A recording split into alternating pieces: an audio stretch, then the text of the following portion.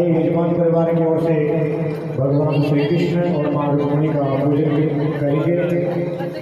पहले जो है यजमान परिवार है तिलक लगाएंगे। ओम हरि ओम महामंगलम भगवान विष्णु मंगलम सर्वदा मंगलम